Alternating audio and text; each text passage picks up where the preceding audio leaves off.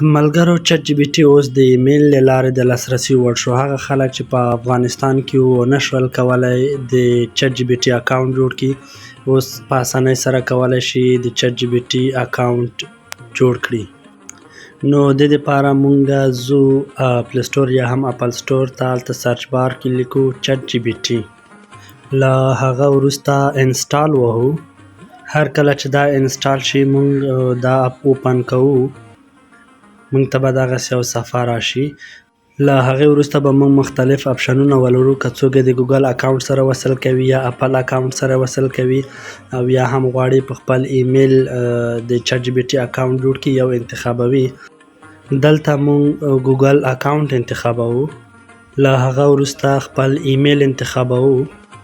بیا به مونږ ته د ښه راغلاست پیغام راشي، دا لولو، کنټینیو وهو او د چټ جی پي ټي صفحه به مو آماده شي. د ټیسټ په خاطر یا وهې لیکو چې وګورو مونږ ته چټ جی پي ټي جواب راکوي یا نه.